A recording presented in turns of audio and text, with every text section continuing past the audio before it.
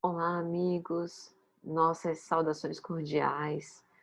É com grande alegria que nós estamos aqui para o GELAC, essa casa tão querida ao nosso coração, hoje para abordar um tema super interessante de uma obra de Joana intitulada Momentos de Saúde e Consciência, sobre a tragédia do ressentimento. Então, aqui nós vamos falar sobre como nós podemos adoecer das nossas emoções, de acordo com que a nossa querida benfeitora espiritual nos coloca nos seus livros, que nos fazem pensar sobre a psicologia do espírito, sobre como o ser imortal lida com os seus próprios conflitos existenciais, lida com as suas próprias emoções.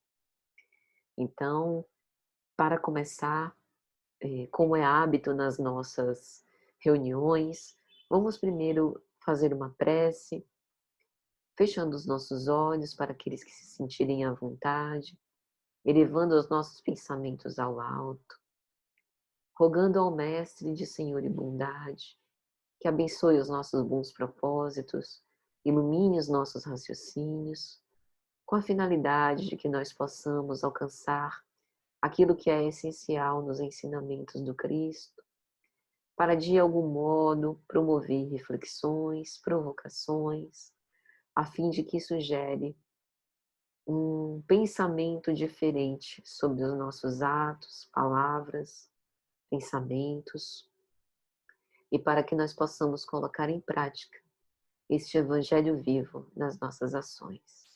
Que assim seja. Então, amigos, falando sobre a tragédia do ressentimento, é interessante o fato de Joana colocar uma abordagem como essa num livro que fala sobre saúde e consciência. Consciência de si, como espírito imortal, e saúde no sentido mais integral. Saúde do espírito.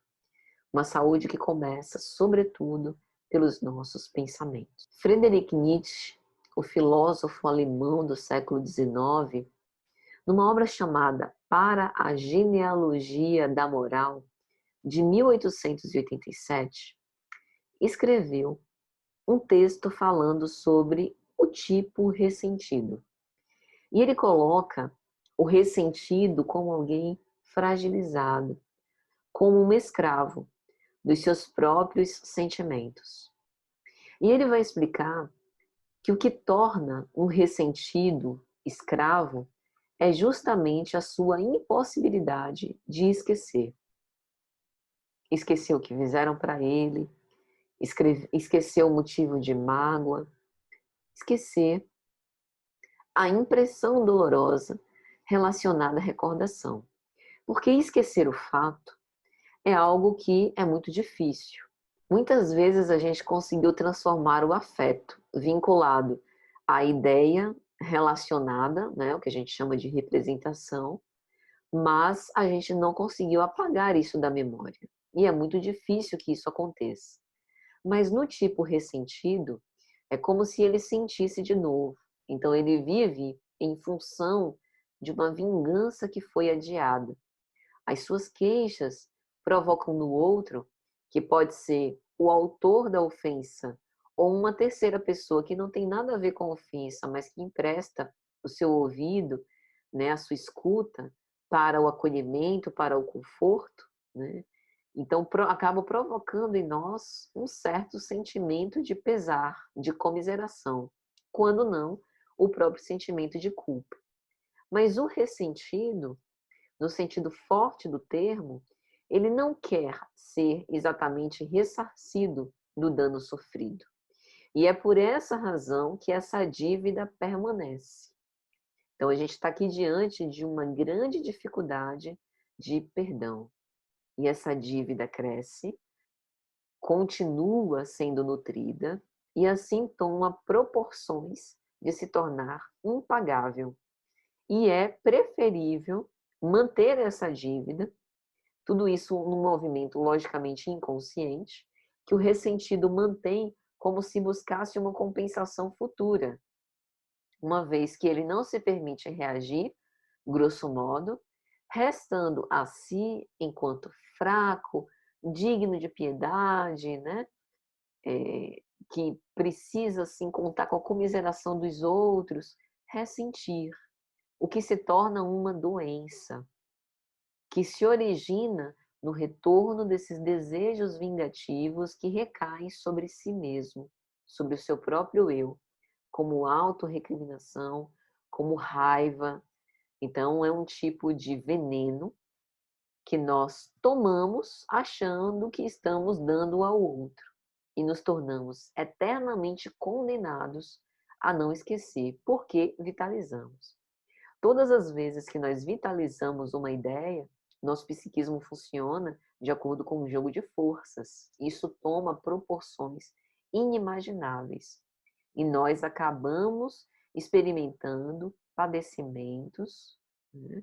De modo que essa consciência do fato acaba sendo distorcida. É interessante que num texto de 1893, de Freud e Breuer, sobre a histeria, a etiologia, né, desse tipo tão estudado por Freud da neurose, ele fala, né, que o histérico sofre, sobretudo, de reminiscências.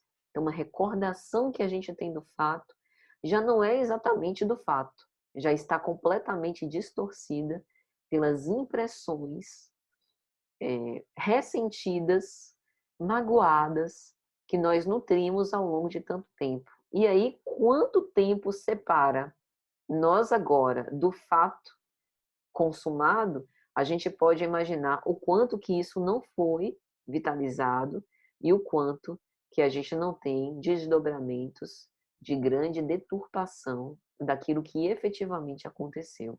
Então, na verdade, o problema não é o trauma em si, mas como nós fomos afetados por aquilo que nos aconteceu, né? Então, sob esse aspecto, Nietzsche nos faz perceber o ressentido como alguém muito vingativo, que acaba sendo mascarado de juiz, que consegue definir o que é certo e o que é errado, sabe dizer muito bem os pontos em que tal pessoa acabou ferindo ela ou ele de morte, levam sempre na boca permanentemente uma espécie de baba venenosa, prontos a destilar o mesmo veneno com que foram contaminados, e dizem isso com a palavra justiça, como se estivessem fazendo mesmo justiça pelas próprias mãos, como se estivessem buscando uma retratação, mas com fins menos nobres. Tem um olhar insatisfeito e pessimista, achando-se, né, completamente ignorados, pagos pela indiferença, a vida foi ingrata com eles e estão prontos a agir sempre agressivamente quando tocada naquela ferida emocional. Então a gente tem aqui a aproximação entre aquilo que entendemos como o discurso de ódio contemporâneo e o próprio ressentimento.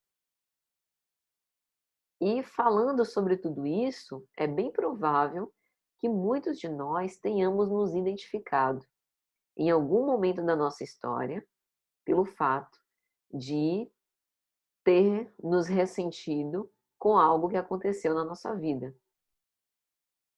E é importante a gente fazer essa reflexão, ter essa autocrítica, para que a gente possa se perceber e para que a gente perceba o quanto que nós fazemos mal a nós mesmos. Afinal, quem é o ressentido? É todo aquele que é incapaz de esquecer ou de processar, elaborar os danos sofridos.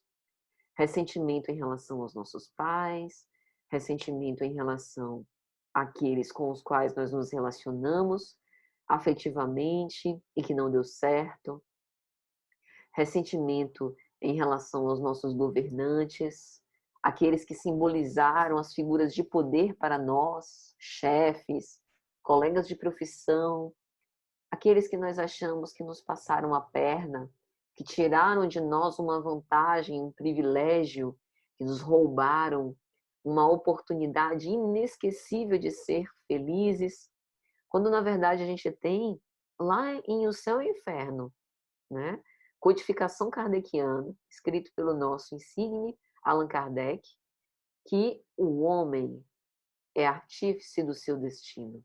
Ele é responsável pela sua desdita ou pela sua felicidade. A grande questão é que, por vezes, nós não conseguimos superar o dito fracasso. Tem uma obra de Joana, extraordinária também, Amor Imbatível Amor, e tem um capítulo em que ela vai falar sobre isso, sucesso e fracasso. O que é sucesso e fracasso? É sempre uma visão relativa. Você está utilizando que base para medir o seu sucesso ou fracasso? Se a gente perguntar aos cristãos primitivos o que é sucesso, eles provavelmente diriam morrer por amor ao nome do Cristo, poder testemunhar fidelidade ao nosso ideal. Para os romanos, isso era um completo fracasso.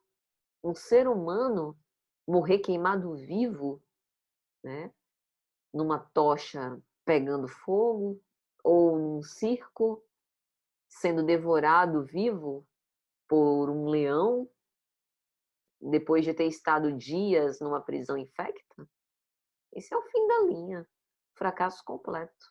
Depois de ter tudo espoliado, os seus bens, depois de muitas vezes ter sido violentado, isso é um fracasso. Agora, se a gente perguntar a alguém do século XXI, um cristão espírita do nosso tempo, o que é sucesso? O que é fracasso? Né? Ter um certo número de seguidores em rede social, os vídeos ter certo número de likes, de visualizações, ter uma gorda conta bancária, né? Ter um sucesso profissional, ser reconhecido na sua comunidade, estar casado, ter filhos. O que é sucesso? O que é fracasso? É singular, subjetivo. E, enquanto espíritos imortais, nós estamos sendo convidados a pautar nas bases transcendentes, não da vida material, porque o que é da vida material aqui fica e nós continuamos. Então, muitas vezes, nós não conseguimos digerir esses sentimentos ruins por conta do nosso orgulho, porque não admitimos nos sentir fracassados, perder, esquecendo que o próprio Cristo foi tantas vezes humilhado pela cupidez, pela cobiça, pela cegueira humana. A gente precisa entender que o fracasso é também constituinte, que a frustração também nos estrutura.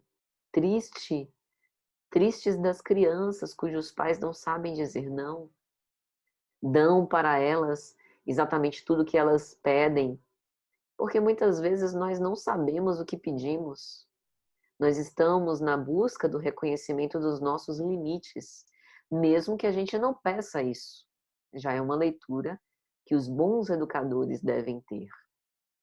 Então, nós precisamos aprender a trabalhar os nossos sentimentos, porque o mundo não gira ao nosso redor.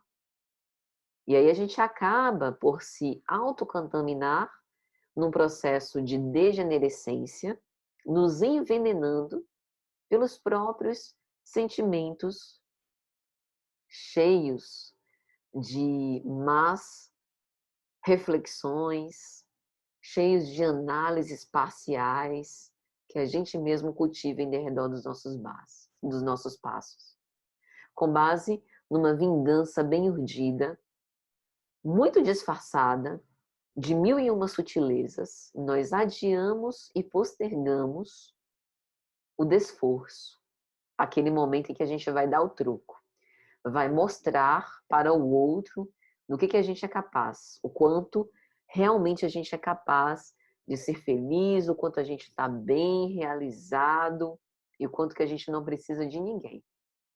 E a gente não percebe que nesse movimento, nós que nos ocupamos daqueles sentimentos menos nobres, nos entorpecendo.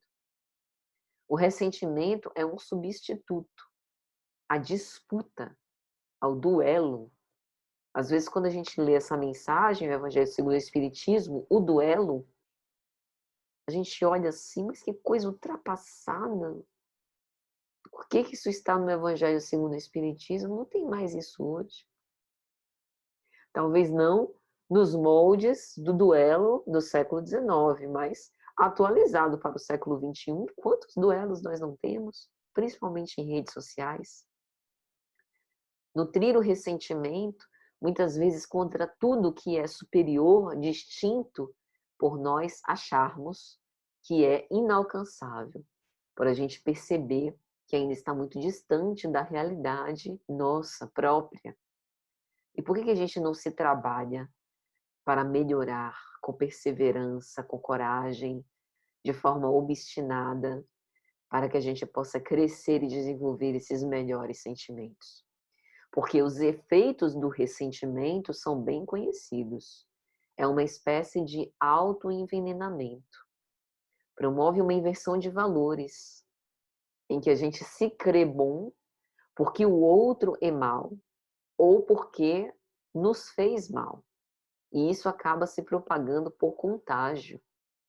Nós nos acorrentamos ao ódio, à vingança, à crueldade, de forma dissimulada, que está no fato de falar mal dos outros, criticar as decisões dos outros. E é por isso que a nossa memória se torna um fardo, porque o sujeito ressentido jamais esquece. É incapaz de seguir adiante. E esse discurso de ódio, ele está muito presente nas redes sociais. Ele está presente nos ataques no campo da internet, que a gente muitas vezes lida com o outro como nosso inimigo, como nosso adversário, transformando opinião em caráter. Já viram isso? Uma pessoa dá uma opinião sobre algum assunto, nós nem a conhecemos em profundidade, e aí a gente faz uma espécie de comparação, analogia. Por conta daquela determinada pessoa ter tido aquela opinião, e essa ser uma opinião conhecida de uma outra figura que nós achamos de caráter duvidoso e desprezível, a gente acaba fazendo uma generalização. Se eles compactuam nesta opinião, eles são iguais em tudo, em caráter. Então a gente toma a opinião pelo caráter, a parte pelo tudo. E sem perceber, a gente começa a odiar aqueles que convivem conosco, aqueles que muitas vezes dividem o mesmo teto, aqueles que estão presentes na mesma casa espírita que nós trabalhamos. Justamente porque a gente não consegue, primeiro, ser tolerante ao contraditório e suportar que o outro sustente uma opinião diversa da minha, porque eu sou a dona da verdade. Gente, quem não concordar comigo automaticamente está errado. Esse apreço que nós temos às nossas próprias convicções é um passo ao ressentimento. A gente se acha credor de muito mérito, de muita glória, de palmas, aplausos, e quando não vem, a gente se sente muito ressentido. Como assim? Não me aplaudiu, não gostou, não entendeu, né? Não reconheceu o meu brilho, não reconheceu o meu destaque? Como assim? Deve estar cego, está errado. Logo, não tolero a existência. Opto por extingui-lo, deletá-lo das minhas redes sociais, não fazer parte mais da minha lista de contatos, cancelo, passo a não falar, porque a sua existência me incomoda. O ressentimento tendo aí um ardil, um disfarce muito presente nas nossas sociedades. Então a gente tem que ter cuidado com isso, porque nós estamos padecendo de um adoecimento quase global e coletivo, em que a gente tem dificuldade para separar aquilo que é um comportamento normal de um comportamento patológico. Por vezes a gente se engana, principalmente por conta da presença dessa cultura massificada, em que a gente é muito igual, muito parecido uns com os outros. A criatividade parece em extinção e o ressentimento em apogeu. E é justamente na presença desse discurso agressivo, predominado pelo ódio, um ódio no sentido de desejo de aniquilamento do outro, como se nós nos incomodássemos com a existência do outro e quiséssemos deletá-lo, como a gente aperta o X de cancelar nas redes sociais, o botão de unfollow para deixar de seguir. A gente quer transformar isso também para a nossa vida. E a quantidade de crimes que nós temos presenciado, principalmente nesse período de pandemia, crimes familiares, de assassinato, de homicídio, coisas não acidentais, planejadas, arquitetadas. Nós só somos capazes de odiar aqueles a quem amamos. Daí o nosso cuidado de preservar os nossos sentimentos em relação a essa nutrição perniciosa, que chega devagarinho, insidiosa, sem que a gente possa perceber. Se o outro tem uma opinião diferente da minha, das duas, uma. Ou eu não consigo tolerar e ouvir, me abrir para essa opinião diferente, e aí eu me isento do diálogo, da troca, esqueço ali a conversa, vou fazer outras coisas, né? Vou conversar dentro da minha bolha, dentro do meu gueto, que é quem pensa como eu penso, e aí eu tô bem, tô confortável, né? Ou eu me abro à escuta, mesmo que me seja intolerável, me pareça intolerável. Porque quando eu me abro para a escuta, eu tenho a oportunidade de me enriquecer. Porque o outro com a opinião contrária, não é que a gente precisa sair dali convencido com a opinião correta. Nenhum dos dois pode ter razão. Ou os dois podem ter razão, ou um pode ter razão e o outro pode estar equivocado, mas não sempre, nem sempre. A gente tem essa tendência de polarizar as discussões, né? Se um está certo, necessariamente o outro está errado. E esse é o principal problema das nossas relações, né? E principalmente quando mediadas pelo diálogo. Uma linguagem que é cheia de tropeços, é cheia de furos, é cheia de percalços, mas que deve ser utilizada para a gente estabelecer pontes e não muros. Então, se eu me abro à escuta, e é uma tarefa simples de entender, mas para alguns de nós difícil de praticar, porque me abrir à escuta significa o seguinte: assim como o outro parou o seu tempo, saiu de si e me ouviu, eu também posso corresponder isso a ele. Após emitir a minha opinião, eu posso sair um pouco das minhas convicções e tentar pensar sob a ótica do outro. Não é que eu vou sair convencida, não é que eu vou mudar minha opinião, não é que ele vai me vencer, vai me dobrar, nada disso. É ter um espaço para troca. Mas se eu não tenho condição de fazer isso, e vai aí de uma autocrítica sincera, é melhor abster para não prejudicar a relação. É um limite que se interpõe, que eu preciso transpor, mas que também eu não posso transpor isso de todo, imediatamente. Então também preciso me reconhecer. Para que não nutra o ódio. Não é indiferença, mas é reconhecer que eu ainda não consigo. Vou me esforçar para tanto, mas ainda não dá. Para que a gente não nutra essa cultura do ódio, nos afastando cada vez mais. Porque esse desejo de aniquilamento do outro, a gente vê uma certa incitação disso nas nossas relações cotidianas, né? Incitação ao dano, incitação à extinção daquilo que ameaça, um encorajamento de atos de violência, de destrutividade. A gente toma uma opinião pelo que a pessoa é, como disse, né? A opinião pelo caráter. Então, se ela, vamos supor, não gosta de livros, ela automaticamente pertence a um partido A ou B, cujo nexo causal é inexistente, mas que muitas vezes é utilizado para justificar certas ilusões, certas maquinações massificadas.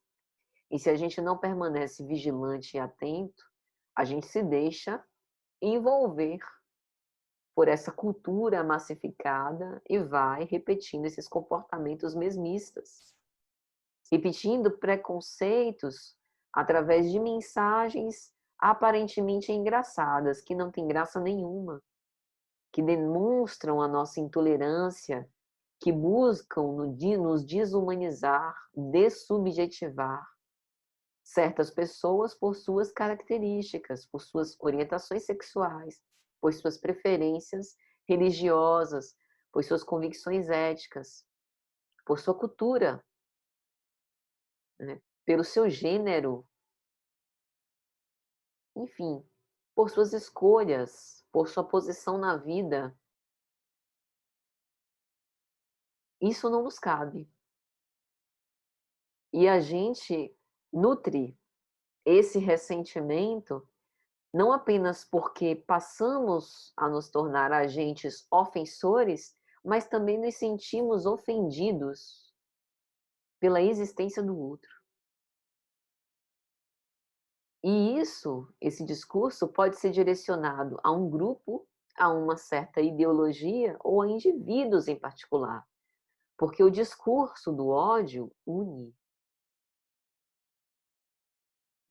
com uma espécie de psicologia de grupo, uma ideia que é vitalizada pela massa. O fato de monitorar, perseguir, denunciar sem ser visto, nutrindo esse falso anonimato da internet, a pretexto de reivindicar direitos e como se nós pudéssemos ter, digamos assim, esse privilégio, nós vestimos a toga de juiz para praticar atos de violência. Não nos contentamos em denunciar, mas queremos culpabilizar tudo. Não nos contentamos em dar a nossa opinião, mas queremos vencer no discurso a qualquer custa. E aí o espírito Joana de Ângeles nos coloca nessa obra, Momentos de Saúde e de Consciência, uma espécie de mantra antes do capítulo, né? Ela vai dizer: o perdão divino dulcifica-me, acalma-me, dá-me dimensão do poder terapêutico do amor. Passo a ver o mundo e as pessoas de maneira diferente, correta, positivamente. Supero os ressentimentos que me martirizavam. Começo a me mover sem as algemas que me prendiam ao passado. Recupero a alegria de viver e de ser natural, amando a todos com ternura, mesmo aqueles que não me correspondem ao sentimento de afetividade. Tudo agora está bem comigo, porque eu estou de bem com a vida. Não é que essas palavras magicamente vão nos transformar o ressentimento. Mas esse tipo de mentalização, de visualização terapêutica, se mantido com uma certa consistência, pode nos ajudar como um estímulo à mudança do nosso comportamento perante a vida, a nos fazer mobilizados internamente, implicados, impelidos. Sentimos esta espécie de provocação para que a gente não se mantenha mais no mesmo lugar. Isso isoladamente não vai resolver os nossos problemas, mas pode nos ajudar para que a gente resgate as forças necessárias para os enfrentamentos que nós precisamos empreender. E quando a gente olha de acordo com uma visão antropológica, a gente entende de onde vem essa busca tão grande do ser humano de reconhecer a si mesmo, de ser ao invés de ter. De onde vem esse vazio existencial, esse grande ressentimento, esses conflitos existenciais, tantos problemas no que diz respeito à nossa saúde mental? Numa visão antropológica, o século XVIII, por exemplo, ele tinha uma economia basicamente baseada na agricultura e nos tráfegos comerciais. A sociedade ela tinha uma estratificação por dominação de grupos privilegiados. A escravização era muito frequente ainda. E a gente vê relatos, inclusive nos livros de história, com respeito à melancolia dos escravos, que morriam de banzo.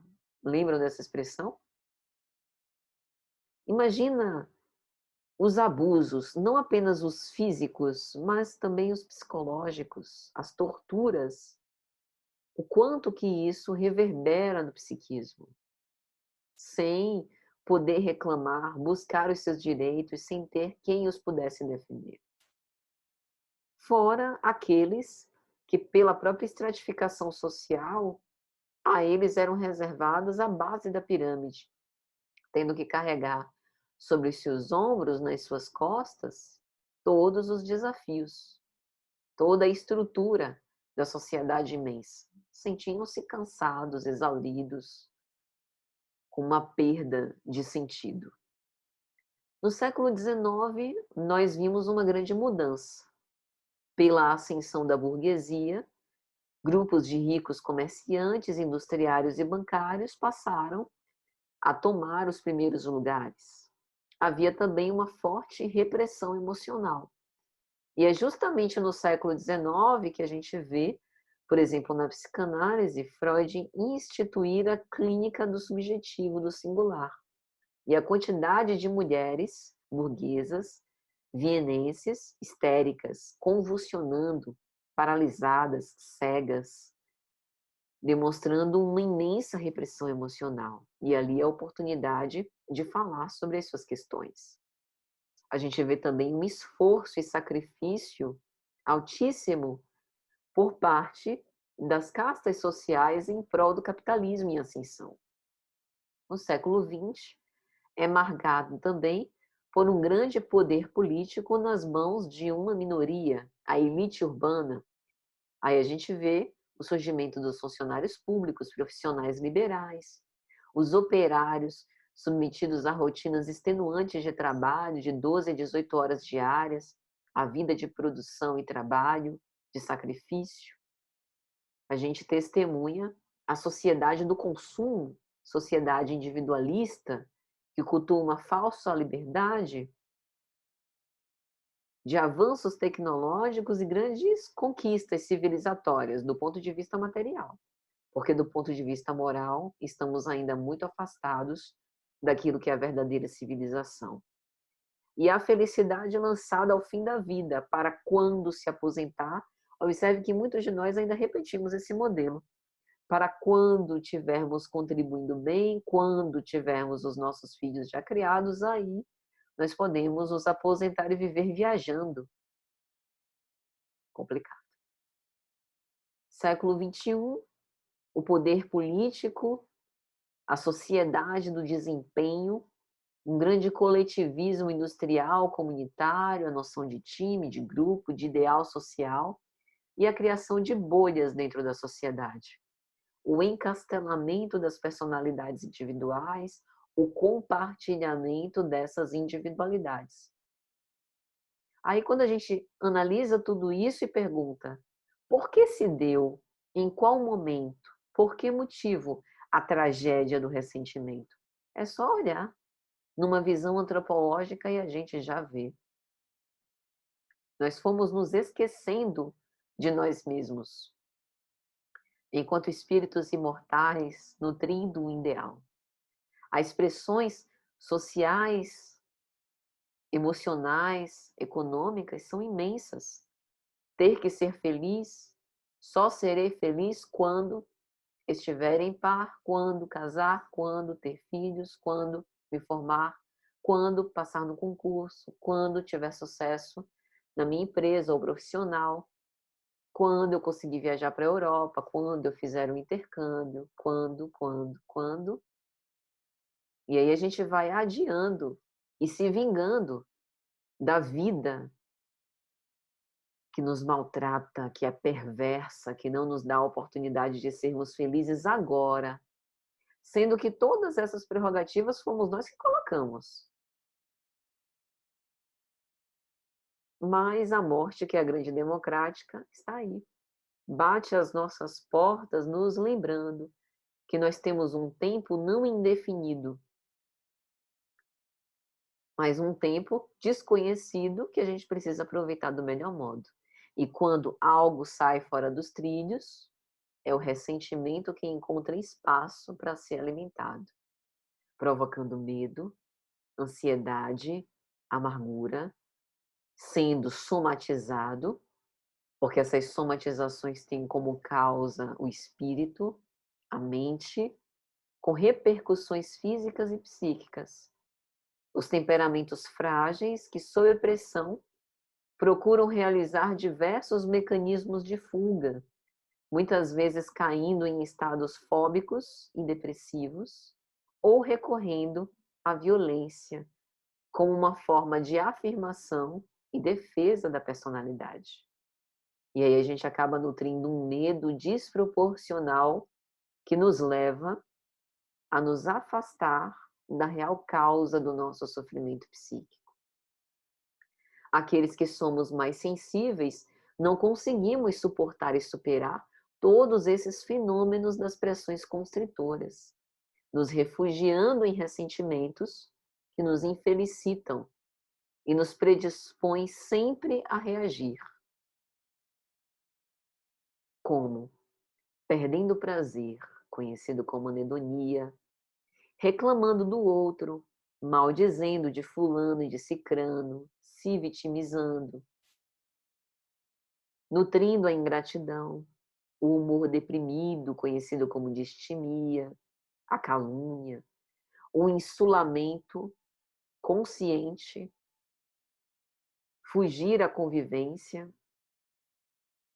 porque é melhor viver sozinho do que mal acompanhado, porque eu me basto, não preciso de ninguém. Algumas pessoas se intoxicam de mágoas e fenecem, vítimas de insucessos afetivos, financeiros, sociais, incapazes de simbolizar as perdas da vida, não elaborando esses fatos da vida, vivendo o sofrimento, mas vendo de outro modo, conseguindo recontar através de um processo de terapia, de análise, através de uma autoanálise em relação às circunstâncias motivadoras, sem se fixar, sem se paralisar no ressentimento. O ressentimento é tóxico, que mata aquele que o carrega e promove efeitos fisiológicos que muitas vezes nós nos submetemos a uma bateria de exames, deixamos os médicos loucos e eles não descobrem causas puramente orgânicas.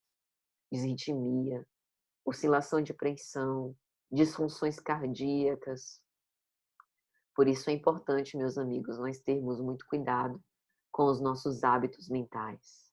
O tempo e o que nós consumimos em redes sociais, na TV, nas nossas conversas informais.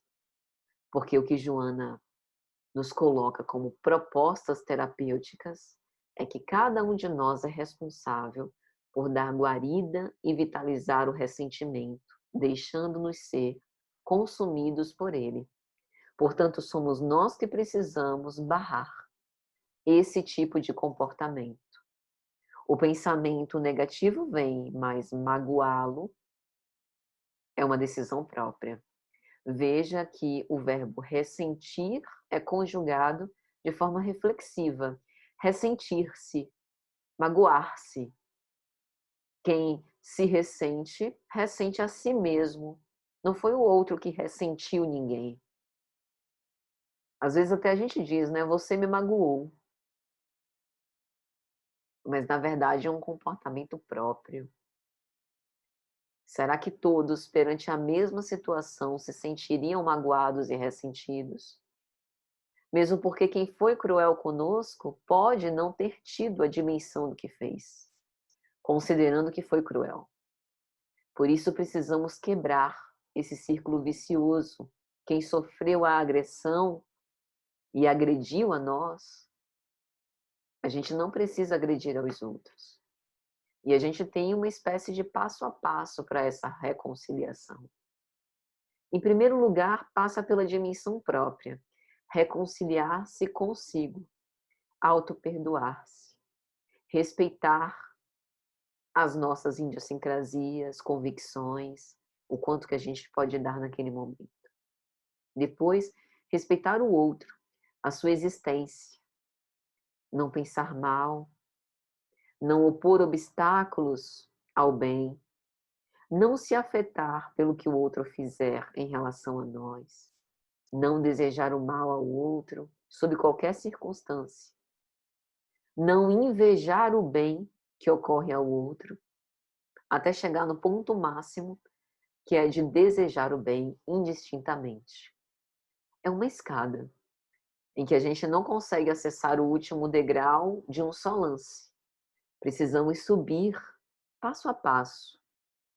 Por isso, é preciso que nós possamos nos conhecer, reconhecer os nossos sentimentos, reconhecer os nossos potenciais e sair dessa condição paralisante, para que nós não nos envenenemos com o tóxico próprio. Então, meus amigos, é mais ou menos isso, na esperança que tenha sido de alguma sorte útil. Meu abraço carinhoso a todos do GELAC e vamos orar para agradecer. Mestre amado, nós te agradecemos pelo seu amor e bondade mais uma vez. Abençoa, ilumina e protege a todos os que estão aqui neste momento, com as vossas bênçãos de paz e de amor, que nós possamos ter perseverança e caridade para caminhar sempre em frente, um dia de cada vez e sempre. Dai-nos a tua paz e permanece conosco pela necessidade que temos. Que assim seja. Grande abraço, meus amigos, e até a próxima.